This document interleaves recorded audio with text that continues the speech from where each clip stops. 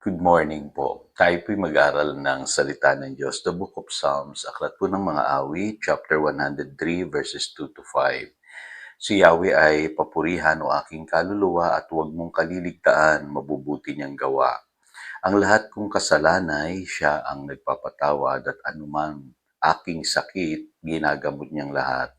Sa bingit ng kamatayan ako ay inililigtas at pinagpapala ako sa pag-ibig niya at habag.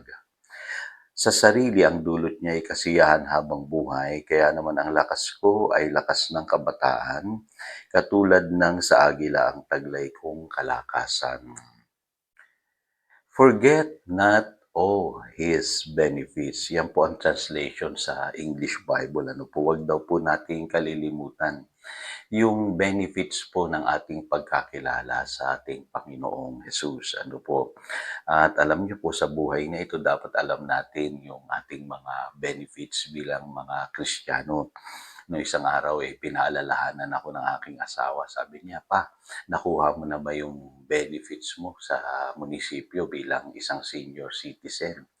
At napaisip ako kasi sa buhay na ito, marami naman talagang benefits tayong tinatanggap. Ano po, katulad ni Pastor, ano po, ako po'y senior na. Yung iba sa inyo may mga benefits kayo sa SSS, sa inyong trabaho, at kung ano-ano pa. Pero alam niyo po, kadalasan po, hindi natin alam o nakakalimutan natin yung ating po mga benefits, kaya hindi po natin nai-enjoy. At yun po ang layunin po ng Psalm 103, pinapaalala sa atin ni David, ano po, yung ating pong benefits, tayong mga nanalig sa Diyos, ano po, sa pamamagitan ng ating Panginoong Hesus. Unang-una po dyan yung ating kaligtasan na binabanggit doon sa verse 4. Sa English Bible po, sabi dyan, He redeems your life and crowns you with love and compassion. Ako'y naniniwala, ang tinutukoy dito ni David ay yung salvation natin. Ano po? At pangalawa, yung tinatawag na forgiveness and healing. Ano po, sabi dito sa verse 3, He forgives all your sins and heals all your diseases. Kapansin-pansin po yung salitang all. Ibig sabihin, pinapatawad ng Diyos ang lahat ng ating mga kasalanan at pinagagaling tayo sa lahat ng ating karamdaman. At sabi rito sa verse 5, He satisfies your desires with good things so that your youth is renewed like the eagles. Ako'y naniniwala po, tinutukoy dito ay yung prosperity. Pwede nating ma-enjoy yung kasaganaan sa buhay na ito at higit sa lahat yung mahabang buhay. Ano po, long life ang ipinangako po ng Diyos sa atin. Yung iba hindi nila tinatanggap yan. Kasi sabihin nila, Pastor, ang alam kong tinanggap lang natin sa Panginoon ay yung ating kaligtasan ng ating kaluluwa. Hindi po. Ano po, tandaan nyo, nung iniligtas tayo ng Panginoon, spirit, soul, and body po. At iniligtas niya. Ano po, kaya dapat angkinin natin yung mga katotohanan yun. Ngayon sa John chapter 5 verses 5 to 9, may mapapansin po kayo diyan, ano po, nahadlang kung bakit ang isang tao hindi napapagpalang lubos sa buhay na ito. Ano po, doon po sa kwentong yan, sa Pool of Bethesda, ano po, meron pong isang lalaki na for 38 years ay may sakit. Invalido po siya. Ano po. Pero kapansin-pansin po, tinanong siya ng Panginoon sa verse 6, gusto mo bang gumaling? Kasi may mga tao na minsan dahil sa paghihirap nila sa buhay, parang ayaw na nilang magbago yung kanilang buhay. Tinitiis na lamang nila yung kanilang kalagayan. Pero kapansin-pansin po ng Panginoong Hesus interesado sa atin na pagalingin tayo sa lahat po ng ating mga karamdaman. Kaya ang tanong niya doon sa lalaki, gusto mo bang gumaling? Ano po? Kasi pwedeng isagot ng lalaki, okay na ako, Lord. Sanay na naman ako sa ganitong kalagayan, 38 years na eh. Kumbaga, natiis ko naman. Pero still, lagi natin tatandaan ang kalooban ng Panginoon, yung pinakamainam po sa ating buhay. Kaya tinanong niya yung lalaki, gusto mo bang gumaling? Now, kapansin-pansin din na yung sagot ng lalaki rito sa verse 7, wala pong maglusong sa akin kapag gumalaw na ang tubig. So, milagroso kasi yung pool of Bethesda. Ano po, naakala ng marami, gagaling sila pagka gumalaw yung tubig. Kaya itong lalaking ito, naghihintay siya ng taong tutulong sa kanya.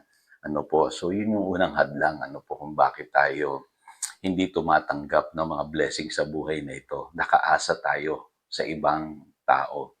Pero nung umasa ang lalaking ito sa Panginoong Hesus, pansinin niyo po, no, gumaling siya. Kasi ganun po ang pagkilos ng Diyos. Para makaranas tayo ng himala, kailangan nakatingin tayo sa Panginoong Hesus, sa Kanya tayo nananalig. At nung gumaling itong lalaking ito, nakita siya ng mga Hudyo. At yung mga Hudyo hindi masaya sa kagalingan niya. Ano po? At sa halip na matuwa, tinanong siya kung sino yung nagpagaling sa kanya at sinabihan siya na labag sa kautusan yung nangyari sa kanya. Ano po? So in other words, may mga tao pala talaga na hindi masaya sa mga himalang ginagawa ng Diyos. Religious tradition ang tawag po doon. Minsan yung paniniwala ng mga tao contradictory na sa sinasabi ng Biblia. At marami pong ganyan ngayon. Hindi na naniniwala sa divine healing. Hindi na naniniwala na kaya ng Diyos na pagalingin tayo sa ating mga karamdaman. Kaya minsan po ang hindrance po sa pagpapala ay yung mga nasanay ng tradisyon, ano po, nakasanayan ng paniniwala na mayroon po tayo. Ano po. Panghuli, mapapansin nyo rin po, sinabihan ng Panginoong Hesus itong lalaking ito sa verse 14, magaling ka na ngayon, huwag ka nang gumawa ng kasalanan, baka masahol pa riyan ang mangyari sa iyo. Yung paulit-ulit na pagkakasala. At kadalasan po, marami sa atin, pagpapalain ng Panginoon pero babalik sa kasalanan. At alam niyo po, yun ang nakakalungkot. Sana po tuloy-tuloy ang blessing sa ating buhay, kaya lang marami sa atin bumabalik sa pagkakasala at pagkakamali. Kaya alam nyo, mga kapatid, mahalaga maunawaan natin na ang Diyos mabuti, nagmamahal sa atin, nagpapatawad, nagpapagaling, nagliligtas. At marami tayong benefits, tayong mga nanalig sa Kanya. Kaya lang bantayan din natin yung mga bagay na nagiging hadlang sa mga pagpapalang ito.